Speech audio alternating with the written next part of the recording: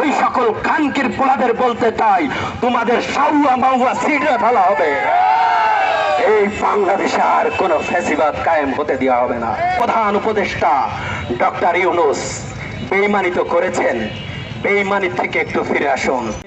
প্রতিবাদের মাধ্যমে প্রমাণ করলো যে জুলাই শেষ হবার নয়। ততদিন পর্যন্ত জুলাই থাকবে যতদিন পর্যন্ত এদেশের ভূমিতে স্বৈরাচার ফ্যাসিবাদ থাকবে। কোন ফ্যাসিবাদের আস্থা করে বাংলাদেশকে হতে দেওয়া হবে না। যারা এই ফ্যাসিজম কায়েমের প্রচেষ্টা চালাবে তাদেরকে মাটির নিচে পুঁতে ফেলা হবে।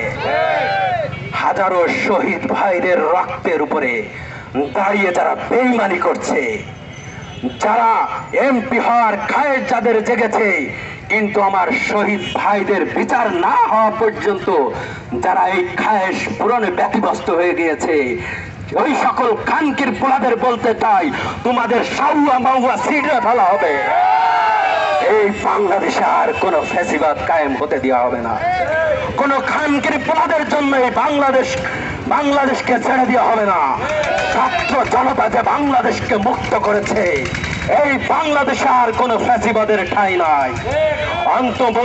অন্তর্বর্তীকালীন সরকারের প্রধান উপদেষ্টা ডক্টর ইউনূস বেঈমানি তো করেছেন, বেঈমানি থেকে একটু ফিরে আসুন।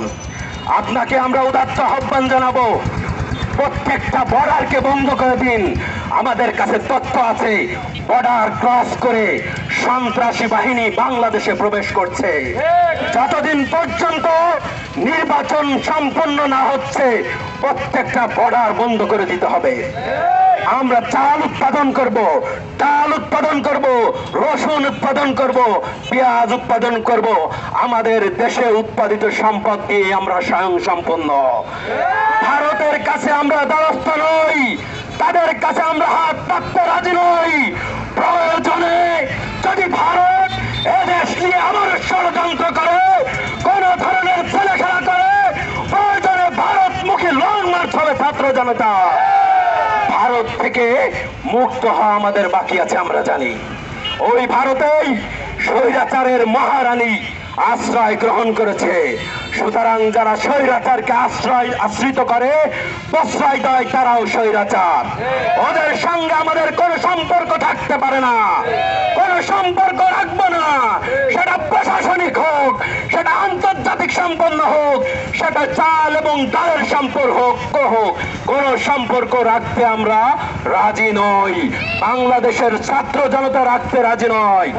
আর একটা কথা বলে শেষ করতে চাই, ছাত্র জনতার রক্তের উপরে দাঁড়িয়ে যারা রক্ত ঝরিয়েছিল, ২৫০০ ভাই এবং বোনকে শহীদ করেছে, সেই সকল শহীদের সাথে বেঈমানি যারা করছেন, আপনারা এমপি হবেন হন, আপনারা মন্ত্রী হবেন হন, আমাদের কোনো বাধা নেই, কোনো আপত্তি নেই। কিন্তু দেখা যাচ্ছে নির্বাচন যত ঘনিয়ে আসছে, স্বৈরাচারের দোসররা তত আপনাদের কাছাকাছি চলে আসছে। তার দরুন হাদিকে গুলি করা হয়েছে, আগামীকালকে আমাকে গুলি করা হবে না, আমার বোনকে গুলি করা হবে না, আমার ভাইকে গুলি করা হবে না। এর নিশ্চয়তা কতটুকু? বেঈমানের পরিণতি দেখতে পেয়েছেন। বেঈমানের পরিণতি কি হয় বুঝতে পেরেছেন, স্বৈরাচারের পরিণতি কি হয় বুঝতে পেরেছেন।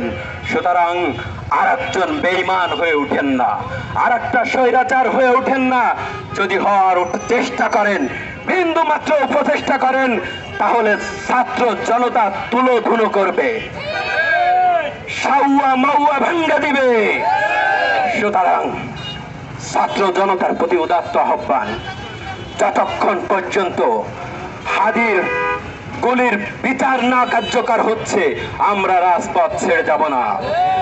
প্রয়োজনে ইউনূসকেও গভর্নমেন্ট থেকে আমরা বিতাড়িত করব। ধন্যবাদ সকলকে। আসসালামু আলাইকুম।